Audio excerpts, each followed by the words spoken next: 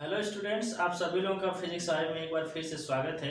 Physics highway एक ऐसा channel है जो सभी स्टूडेंट्स को फ्री में एजुकेशन प्रोवाइड करता है। तो स्टूडेंट्स, यदि अभी तक इस चैनल को सब्सक्राइब नहीं किया है तो सब्सक्राइब कर लें, साथ ही नोटिफिकेशन का बेल आइकन भी प्रेस कर लें, जिससे इसी तरह के और वीडियोज़ का जो नोटिफिकेशन है वो आपको सबसे पहले मिलते रहे। तो स्टूडेंट्स, आज हम लोग स्टार्ट करेंगे मैग्नेटिक प्रॉपर्टी ऑफ मैटर्स। ये जो टॉपिक है ये बीएससी सेकेंड ईयर से रिलेटेड टॉपिक है और ये जो है कि क्लास 12th जो इसमें बोर्ड का एग्ज़ाम देने जा रहे हैं उनके लिए भी ये बहुत ही इम्पॉर्टेंट टॉपिक है। तो मैटर्स में मैग्नेटिक प्रॉपर्टी क्या क्या होती हैं, कैसे इसको हम डिफाइन करते हैं, ये चीज़ें जो है कि इसमें हम लोग स्टार्ट करेंगे।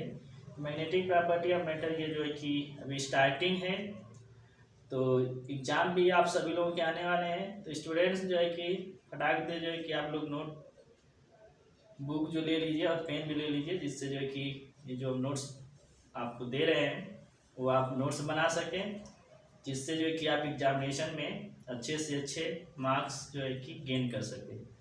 तो स्टूडेंट्स, आइए हम लोग बात करते हैं पहले जो है कि मैग्नेटिक प्रॉपर्टी के इंट्रोडक्शन से। तो इसका इंट्रोडक्शन है, long times ago it was suppose that magnetic properties are confined only to iron, steel and their alloys. तो बहुत समय पहले जो था वह ये एज्यूम किया जाता था जो मैग्नेटिक प्रॉपर्टीज होती हैं वह जो है कि सिर्फ आयरन, स्टील या फिर आयरन स्टील की जो है कि मिक्सचर से एलॉय जो बनाया जाता है उन्हीं जो है कि मैग्नेटिक प्रॉपर्टीज जो है कि एग्जिस्ट करती है। But in 1846 Faraday observe that every substance is magnetic to a great or less extent. But जो है कि 46 था उस समय जो है कि फैराडे ने कुछ एक्सपेरिमेंट परफॉर्म किया और उन एक्सपेरिमेंट्स के बेसिस पर यह बताया जो मैग्नेटिक प्रॉपर्टीज हैं यह सिर्फ आयरन, स्टील या फिर इसके एलॉय में ही नहीं देखने को मिलती है, जबकि जितने भी सब्सटेंसेस होते हैं सब में मैग्नेटिक प्रॉपर्टी क्या होती है, एग्जिस्ट करती है। यह हो सकता है कि किसी मटेरियल में मैग्नेटिक प्रॉपर्टी जो है कि एक्सेस हो, बहुत ही लार्ज हो, या जिसको हम कह सकते हैं कि डोमिनेटिंग नेचर में हो, और ऐसा भी हो सकता है कि कुछ ऐसे सब्सटेंस हो जिसमें मैग्नेटिक प्रॉपर्टी जो है कि बहुत ही लेस एक्सटेंट में जो है कि प्रेजेंट हो। तो कुल मिलाकर के जितने भी सब्सटेंस होते हैं सभी जो है कि मैग्नेटिक प्रॉपर्टी शो करते हैं या फिर वो मैग्नेटिक होते हैं सब्सटेंस। तो फैराडे ने जो है कि अपने ऑब्जर्वेशन के बेसिस पर अब he classified the materials into 3 categories. तो इन्होंने जो मटेरियल्स थे या सब्सटेंसेस थे उसको 3 कैटेगरी में इन्होंने डिवाइड किया। पहला है डायामैग्नेटिक सब्सटेंसेस, दूसरा पैरामैग्नेटिक सब्सटेंसेस, थर्ड है फेरोमैग्नेटिक सब्सटेंसेस। इसके अलावा जो है कि ये उनके समय जो है कि फैराडे ने जो ऑब्जर्वेशन लिया था उसके बेसिस पर जो है कि उन्होंने 3 कैटेगरीज में डिवाइड किया, जो कि ये है फर्स्ट जो 3 है। हाउएवर जबकि जो रिसेंट टाइम में जो डेवलपमेंट हुए मैग्नेटिक प्रॉपर्टी ऑफ सब्सटेंस के बारे में, उससे यह पता चलता है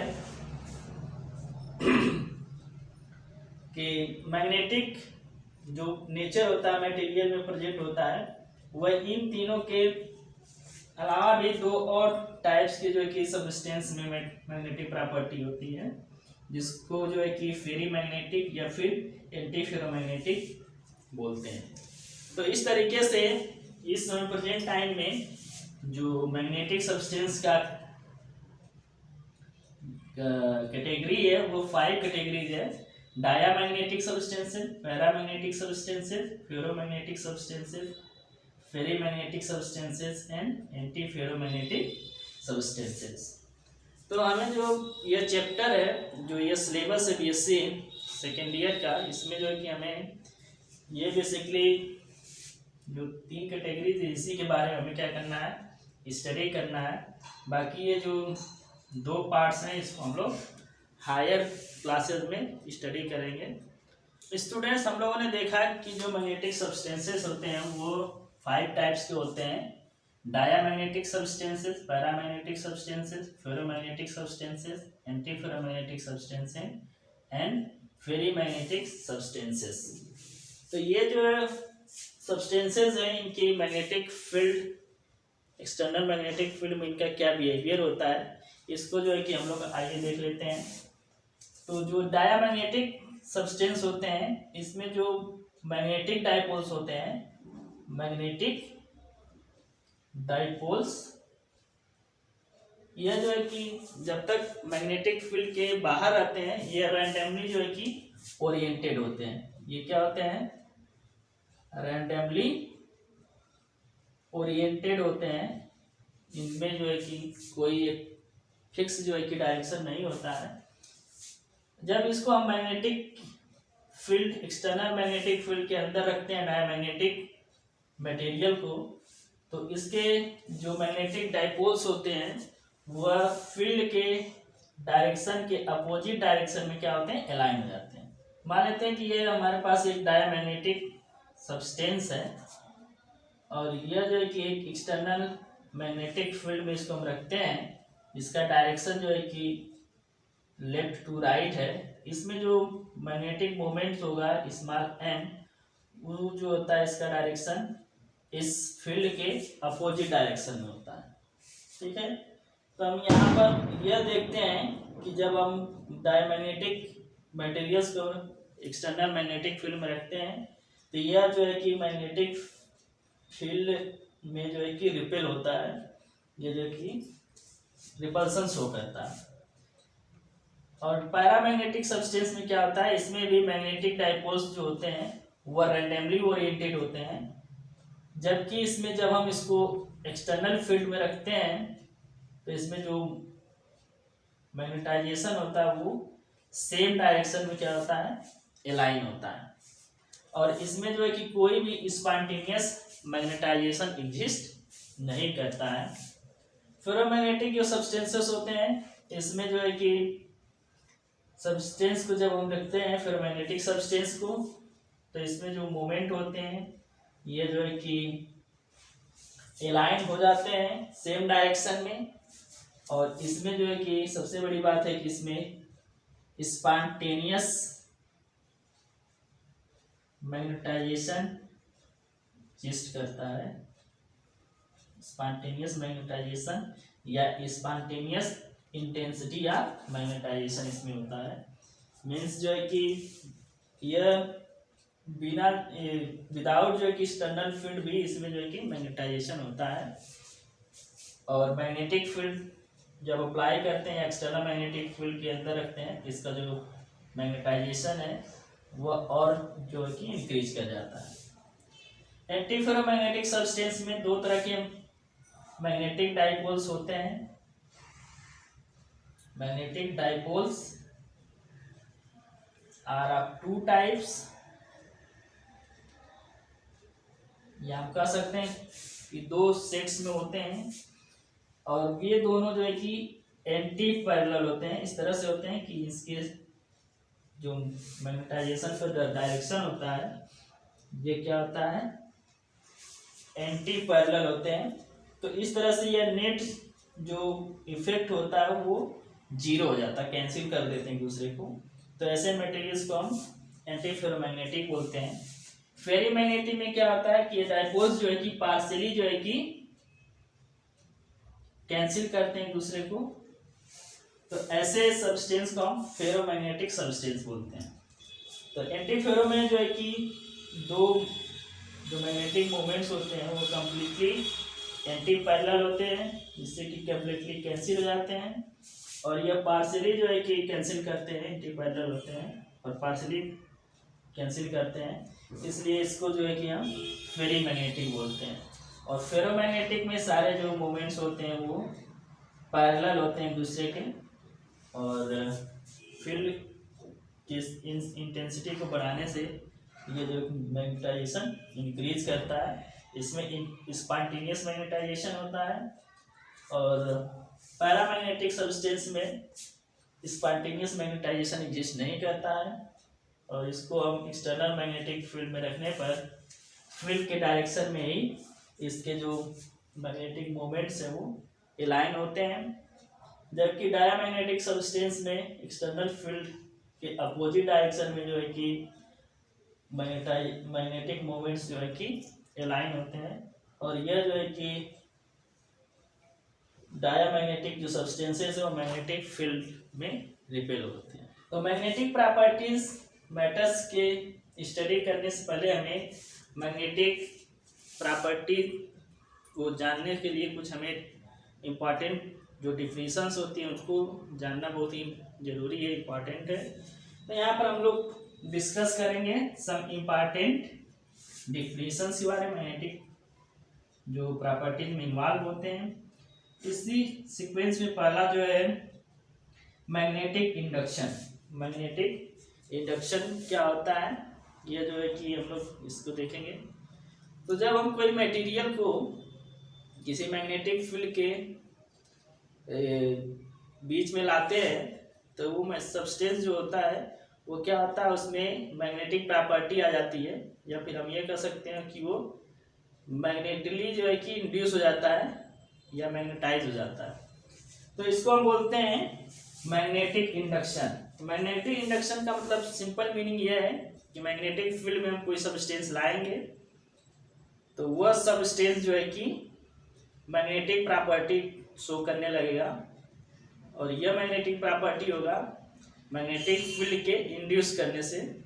तो इसी को जो है कि मैग्नेटिक इंडक्शन बोलते हैं। इसको लिखना है कैसे, When a magnetic material such as iron या फिर steel is placed in a uniform magnetic field, it gets magnetized, that in magnetic property is induced, and it ends exhibit opposite polarities।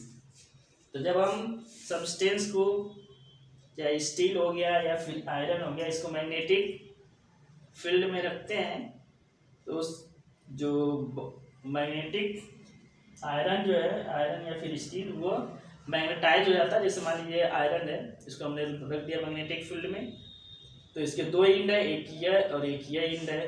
तो एक एंड इसका जो है कि south pole हो जाता है, दूसरा जो है कि नॉर्थ पोल हो जाता है। तो वही यहाँ पर है कि इसके जो एंड्स हैं वो अपोजिट पोलैरिटी के शो करते हैं, नेचर अपोजिट नेचर के होते हैं। This is known as magnetic induction and the material is said to be magnetized by induction। तो इस प्रोसेस को बोलते हैं मैग्नेटिक इंडक्शन, और ये हम कहते हैं कि मटेरियल जो है कि मैग्नेटाइज हो गया है by induction process. Thus material acquires a magnetic moment। और इस तरह से जो मटेरियल है जिसको हम मैग्नेटिक फील्ड में रखे हैं वह एक जो है कि मैग्नेटिक मूवमेंट एक्वायर कर लेता है, उसमें मैग्नेटिक मूवमेंट्स क्रिएट हो जाते हैं। तो स्टूडेंट्स अब आइए देखते हैं नेक्स्ट स्लाइड में next definition. Next important terms है इंटेंसिटी ऑफ मैग्नेटाइजेशन। तो इंटेंसिटी ऑफ मैग्नेटाइजेशन क्या होता है, इसको कैसे डिफाइन करते हैं। तो इसके पहले हम लोगों ने देखा मैग्नेटिक इंडक्शन क्या होता है। तो मैग्नेटिक इंडक्शन में हमने देखा कि जब किसी सब्सटेंस को मैग्नेटिक फील्ड के अंदर जो है कि रखते हैं तो वो जो सब्सटेंस है वो मैग्नेटाइज हो जाता है। दैट मीन्स उसके अंदर जो है कि मैग्नेटिक मोमेंट्स जो है कि क्रिएट हो जाता है। तो यह जो इंड्यूस हुआ है मैग्नेटिक मोमेंट, यदि इसको हम जो है कि पर यूनिट वॉल्यूम एक्सप्रेस करते हैं तब जो है कि उसको हम बोलते हैं इंटेंसिटी या मैग्नेटाइजेशन। तो इंटेंसिटी ऑफ मैग्नेटाइजेशन जो होता है वो होता है magnetic moment per unit volume. तो इसको हम कैसे डिफाइन करेंगे, इसको लिखना होगा। तो when a material is placed in a uniform external magnetic field, the elementary current loops in the material become align parallel to the field.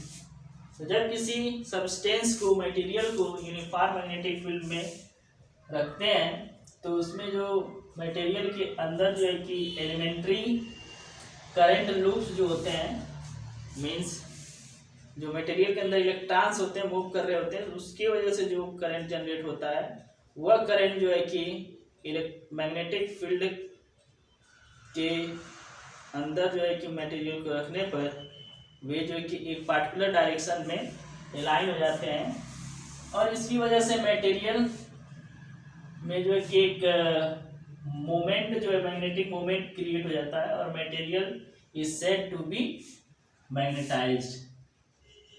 तो यह जो मटेरियल रिक्वायर करता है, मैग्नेटिक मोमेंट मटेरियल रिक्वायर करता है, इसी को जो है कि पर यूनिट वॉल्यूम में जब एक्सप्रेस करते हैं तो यही जो है कि इंटेंसिटी ऑफ मैग्नेटाइजेशन हो जाता है। तो इसको हम लिखते हैं, तो हम required magnetic moment per unit volume is called the intensity of magnetization, और फिर simply magnetization and denoted by capital M. तो इसको इंटेंसिटी ऑफ मैग्नेटाइजेशन या फिर सिंपली इसको मैग्नेटाइजेशन बोलते हैं, और इसको कैपिटल एम से क्या करते हैं, डिनोट करते हैं। तो capital M equal to d m upon d v. यदि स्मॉल वॉल्यूम एलिमेंट लेते हैं तो उससे एसोसिएटेड जो इंड्यूस्ड जो मैग्नेटिक मोमेंट होगा वो हो जाएगा, रेशियो ले लेंगे तो d m upon d v, या फिर टोटल वॉल्यूम लेंगे तो टोटल वॉल्यूम में कितना मैग्नेटिक मोमेंट क्रिएट हुआ है, यह दोनों का रेशियो ले लेंगे। हम मैग्नेटाइजेशन मटेरियल का या फिर इंटेंसिटी ऑफ मैग्नेटाइजेशन क्या कर सकते हैं, फाइंड आउट कर सकते हैं। नेक्स्ट डिफिनीशन है रिलेटिव परमेबिलिटी। परमेबिलिटी क्या होती है, सबसे पहले ये बात आती है। तो परमेबिलिटी जो है कि यह किसी भी मटेरियल की एक एबिलिटी को शो करता है कि वह मटेरियल कितना जो है कि मैग्नेटाइज्ड हो सकता है। Permeability is a measure of ability of a material to be magnetized. तो यहाँ पर हम बात कर रहे हैं रिलेटिव परमेबिलिटी की। तो परमेबिलिटी जो होता है उसको म्यू से डिनोट करते हैं, और रिलेटिव परमेबिलिटी होता है उसको हम म्यू आर से डिनोट करते हैं। तो रिलेटिव परमेबिलिटी जो होती है वह रेशियो होती है, the ratio of magnetic induction within the sample to the magnetizing field is called the relative permeability, जिसको हम म्यू आर से डिनोट करते हैं। तो यह एक रेशियो होता है, और यह रेशियो होता है इंडक्शन या फिर induced magnetic field divided by external magnetic field या फिर मैग्नेटाइजिंग फील्ड। मैग्नेटाइजिंग फील्ड के रिस्पेक्ट में कितना जो है कि मटेरियल के अंदर मैग्नेटिक फील्ड या मैग्नेटिक मोमेंट्स जो है कि जनरेट हो रहा है, उसके रेशियो को ही हम रिलेटिव परमेबिलिटी के फॉर्म में हम जो है कि स्टडी करते हैं। तो मान लेते हैं if B is magnetic induction. Magnetic induction means जो है कि मैग्नेटिक मटेरियल के अंदर या सब्सटेंस के अंदर जो भी मैग्नेटिक जो है कि मैग्नेटाइज जितना हुआ है, if B is magnetic induction within this sample and B0 is applied external magnetic induction in free space, then mu r is equal to B in Tesla divided by B0 in Tesla। तो relative permeability जो होती है mu r equal to B tesla में और B0 भी Tesla में लेंगे। तो इस तरीके से यह जो है कि यूनिटलेस क्वांटिटी आती है। तो म्यू0 एक यूनिटलेस क्वांटिटी होती है, जो कि ये दोनों मैग्नेटिक क्वांटिटीज के जो है कि रेशियो के इक्वल होता है। इन जनरल जो मैग्नेटाइजिंग फील्ड है B0, जिसको हम लिख रहे हैं यहाँ पर टेस्ला जिसकी यूनिट होती है, इसको हम एक्सप्रेस करते हैं, is expressed by capital H, इसकी यूनिट हम लेते हैं ampere per metre, and magnetic flux density by capital B. Capital B जो है इसको जो है कि मैग्नेटिक फ्लक्स डेंसिटी भी बोलते हैं, या फिर जो है कि मैग्नेटिक इंडक्शन भी बोला जाता है। और इसको जो है कि हम लेते हैं टेस्ला में, या फिर इसकी जो सेकेंड यूनिट होती है वेबर पर मीटर स्क्वायर, इसमें इसको लेते हैं, और एच को एम्पियर पर मीटर में लेते हैं। Then the ratio B upon H is known as absolute permeability, जिसको हम क्या बोलते हैं, एब्सोल्यूट परमिबिलिटी, जिसको हम म्यू से डिनोट करते हैं ऑफ द मटेरियल मीडियम। तो जिस मटेरियल मीडियम की हमें, जिस मटेरियल मीडियम के लिए बी और एच मिलता है, उसका जो रेशियो निकालते हैं बी अपन एच, तो उस मटेरियल मीडियम का हम परमेबिलिटी बोलते हैं। इससे जो है कि हम बता सकते हैं कि कितना जो है कि मटेरियल जो है कि मैग्नेटाइज हो रहा है एक पार्टिकुलर मैग्नेटिक फील्ड जो है कि अप्लाई करने पर कितना इसमें मैग्नेटिक फील्ड इंड्यूस हो रहा है या मैग्नेटिक इंडक्शन कितना है। तो ये मटेरियल मीडियम का हो गया। यदि यही जो है कि मीडियम जो है कि आप वैक्यूम लेते हैं, तो इसको जो है कि म्यू जीरो से डिनोट करते हैं और इसको बोलते हैं एब्सोल्यूट परमेबिलिटी इन वैक्यूम। तो म्यू जीरो इक्वल टू होता है बी जीरो अपान एच। ये बी जीरो जो है वैक्यूम में कितना जो है कि मैग्नेटिक इंडक्शन सब्सटेंस में जनरेट हो रहा है with the application of external magnetic field. तो इसको हम लिख सकते हैं, ये जो वैल्यू होती है 4 pi into 10⁻⁷ weber per ampere metre. ये वैक्यूम में जो इसकी वैल्यू होती है म्यू जीरो की, ये इतना आती है 4 pi into 10⁻⁷ weber per ampere metre. ये फिक्स होता है, तरह से कांस्टेंट होता है। स्टूडेंट्स आइए बात करते हैं फोर्थ मोस्ट इम्पॉर्टेंट टर्म्स के बारे में, जो है मैग्नेटिक ससेप्टिबिलिटी। तो मैग्नेटिक ससेप्टिबिलिटी क्या होता है, इसको हम कैसे डिफाइन करेंगे, आइए देखते हैं। In simple isotropic materials the intensity of magnetisation M is found to be proportional to magnetizing field H and parallel to H, that is M is proportional to H and M is equal to chi M into H।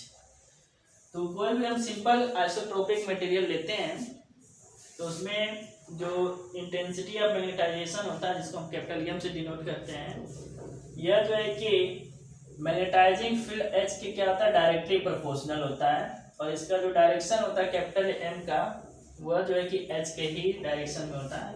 Means M जो है कि H के parallel होता है। तो M जो हो गया प्रोपोर्शनल टू H, और यहाँ से प्रोपोर्शनलिटी का स्टेट आएगा, इसको प्रोपोर्शनलिटी को हटाएंगे तो कांस्टेंट आ गया chi M। तो यह जो chi M है, यह एक यूनिट लेस प्रोपोर्शनलिटी कांस्टेंट है, और इसी chi M को जो है कि हम मैग्नेटिक ससेप्टिबिलिटी बोलते हैं। And is characterized by the medium, और इसकी जो वैल्यू होती है वह मीडियम पर डिपेंड करती है। यदि डिफरेंट मीडियम लेते हैं तो chi M की वैल्यू जो है कि डिफरेंट होगी। तो इस तरीके से हम इस इक्वेशन से chi M को लिख सकते हैं, chi M equal to M upon H। तो यह chi M जो है एक रेशियो है, किसके किसके बीच में रेशियो है, intensity of magnetization and magnetizing field. तो इस तरीके से हम इसको इस फार्मूले से डिफाइन कर सकते हैं मैग्नेटिक ससेप्टिबिलिटी को। तो ये हो जाएगा, the magnetic susceptibility is defined as the ratio of intensity of magnetization to the magnetizing field. तो इंटेंसिटी ऑफ मैग्नेटाइजेशन और मैग्नेटाइजिंग फील्ड के रेशियो को ही हम मैग्नेटिक ससेप्टिबिलिटी बोलते हैं, और यह एक जो है कि यूनिट लेस क्वांटिटी होती है। तो स्टूडेंट्स, इस वीडियो में हम लोगों ने जो है कि मैग्नेटिक प्रॉपर्टी के बेसिक इंट्रोडक्शन के बारे में बात किया, और कुछ इम्पॉर्टेंट जो है कि टर्म्स जो यूज किए जाते हैं उसके बारे में भी हम लोगों ने डिस्कस किया। तो आई होप कि ये जो कंसेप्ट था आज का, वो जो कि आप लोगों को अच्छा लगा होगा, समझ में आ गया होगा।